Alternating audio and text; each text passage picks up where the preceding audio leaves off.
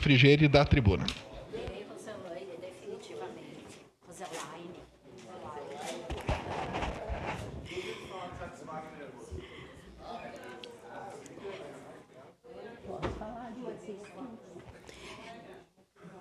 Bom dia a quem nos acompanha aqui, colegas vereadores, vereadoras, pelas redes. Eu até ia fazer hoje a prestação de contas da minha ida a Brasília durante 3 dias semana passada, porque ela realmente foi muito produtiva, a ida lá. Mas como é necessário, e os assuntos que eu tratei em Brasília, eu não fui só buscar emendas. Os assuntos que eu tratei lá são assuntos diretamente ligados à nossa cidade. Mas como são outros assuntos do que já está sendo debatido aqui, eu vou deixar para a semana que vem e quero entrar um pouco nesses 2 debates que nós estamos fazendo aqui nessas últimas falas. Primeiro, a questão da Maesa. Nós fizemos uma reunião da Frente Parlamentar em defesa da Maesa na segunda-feira passada e vai ter uma audiência pública para discutir todo esse projeto da Maesa. Por quê? Nós entendemos que durante mais de um ano essa casa discutiu muito, quem era vereadora na época vai lembrar, discutiu durante muito tempo a questão da Maesa, o tipo de concessão que se daria, fizemos inúmeras audiências públicas como manda o regramento. E a partir daí houve um consenso, essa casa aprovou, era uma parte, era o mercado público. A grande diferença de agora é, para quem acompanhou o projeto, e a bancada do PT já vai pedir, eu não sei se agora já está definido o relator da CCJL, que baixe esse projeto, tanto para o Conselho de Cultura como para o COMPAC, para também avaliar aquilo ali, porque agora está sendo proposto metade daquele pavilhão para a Maesa. Para a Maesa não, para a concessão. A gente não sabe se vai ser uma concessão simples, como havia sido na outra vez, se vai ser uma PPP, por quanto tempo, o que será feito além do mercado público, porque o projeto que veio para casa é um projeto em branco. É um projeto onde o município diz que fez uma adequação, mas, na verdade, toda aquela parte ali que nós havíamos discutido, que iria a Secretaria de Educação, que iria outros órgãos públicos, que inclusive vai evitar aqueles custos mensais de pagamento com aluguel, tudo aquilo vai ser agora para a iniciativa privada. A outra metade tem a parte do Museu do Trabalhador e da Trabalhadora, e o resto vai sobrar muito pouca coisa pelo projeto para os órgãos institucionais, para um espaço para o teatro, um espaço para as pessoas, tipo um mini auditório. Tudo que havia sido falado naquela época vai ficar numa parte muito pequena, que nem é agora que está sendo discutido. Então, nós temos vários questionamentos, várias dúvidas em relação à questão deste projeto da Maesa, que com certeza, a partir dessa audiência, que será dia 6 de julho, nós vamos poder aprofundar todo esse debate. Está sendo chamada pelo presidente, pela frente como um todo, mas naquele momento da reunião o presidente da frente não estava presente, é o vereador Jack, mas eu estou aqui já anunciando, porque é uma coisa importante para a nossa comunidade, porque a Maesa é um patrimônio do município, nós precisamos preservar aquele espaço. E o segundo ponto, que eu não posso deixar de falar, é em relação à saúde. A vereadora Daiane aqui colocou questões muito importantes e pontuais. Primeiro, que a questão da policlínica, o valor do governo federal já está aqui. E os 10 milhões que o município tem que gastar é para adequação de terreno, de uma série de coisas, nem entra na categoria de contrapartidas. É o que ele precisa fazer para garantir a policlínica. Quando veio a policlínica, que foi mostrada aqui que seria lá na região do São Caetano, o prefeito já fez uma lambança, porque ele trocou pela Casa da Mulher Brasileira. Aí eu particularmente fiz reuniões em 5 regiões da cidade. Inclusive lá no São Caetano tinha presidentes de 6 bairros, mais o presidente da UAB, mais lideranças da região. A gente teve que ficar explicando que a Casa da Mulher Brasileira era uma coisa boa também, porque ele ganhou 2 coisas boas, 2 investimentos. A Casa da Mulher Brasileira foram em 4 cidades do interior do Brasil. Uma delas é aqui, Caxias. E ele conseguiu fazer uma coisa ruim de 2 investimentos importantes. A policlínica, óbvio que ela vai liberar toda a cadeia da saúde pública do SUS em Caxias do Sul.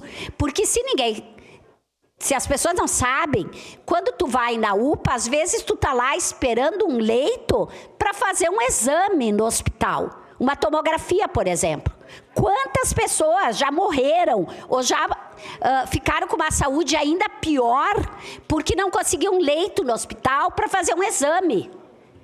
Isto, a policlínica, a partir dali, tu manda para a policlínica. Então, ela alivia sim, ela alivia os hospitais e ela alivia os CES. Mesmo não sendo um mini hospital, que eu não sei quem falou, porque quem falou acho que foi o governo, né? Porque nunca se falou que a policlínica era um mini hospital de portas abertas, que tu ia lá a todo momento. Eu acho que tem que ter muita responsabilidade quando a gente promete alguma coisa de campanha. E uma coisa somos nós, vereadores e vereadoras, que não temos o poder de decidir as coisas, a gente dizer na nossa campanha que nós vamos lutar por isso, que a nossa pauta vai ser essa. Outra coisa é o prefeito. O prefeito não pode dizer que a passagem de ônibus vai ser R$13,50 e terminar o mandato dele com o dobro. Se ele não pode garantir aquilo, ele não pode falar. E a policlínica é a mesma coisa. Ou, aliás, desculpa, a UPA na Zona Sul não pode falar também sobre isso, porque é a mesma coisa. Se ele falou, ele que banque. E se ele não sabia que não podia, ele que não falasse. Sua parte, vereador Lucas. Caro vereadora Rose Frigieri, bom, o líder do governo esteve aqui, vereadora Daiane, falou várias coisas, só não explicou o óbvio. O governo Adiló foi incapaz de buscar ou ter recursos para construir uma policlínica. O vereador, líder do governo, disse que não é mini hospital, que são atendimentos, né, de especialidades. Mas nós não precisamos de atendimento de especialidades no município de Caxias? Então, é o seguinte, é um absurdo essa situação. Outra coisa, a UPA da Zona Sul, pois foi na campanha que o prefeito Adiló e o Nespolo apresentaram isso. E, por fim, só para devolver a colocação, não vou cuidar com o termo aqui que eu vou usar, desnecessária, eu vou ser bem sutil, do vereador Caleb, líder do governo, de que não dá para se confiar no presidente da oposição. Bom, o que não dá para confiar é na parceria ideológica, porque ele é do mesmo espectro ideológico do vereador Iago e não estava aqui ontem para defender o colega vereador. Então, não venha falar em confiança da oposição aqui, não dá para confiar no presidente da oposição, quando se é parceiro e não se convia para afirmar o que é necessário. Obrigado, vereadora Rose.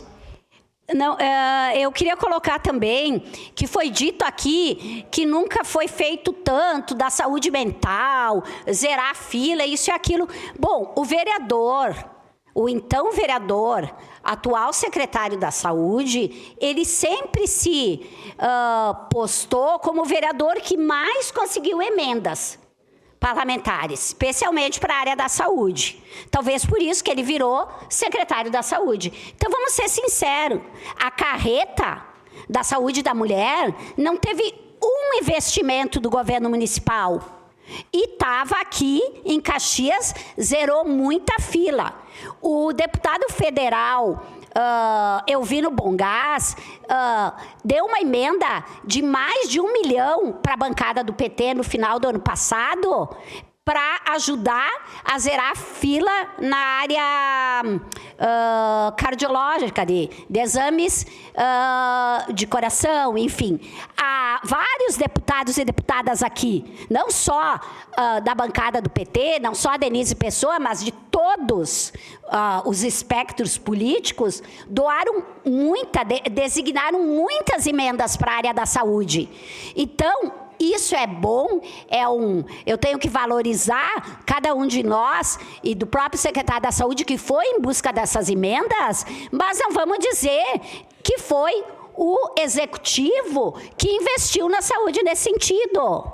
E eu volto a perguntar, quem é da base do governo estadual vai quando fazer com que o Eduardo Leite designe os 12% necessário para a saúde pública em Caxias?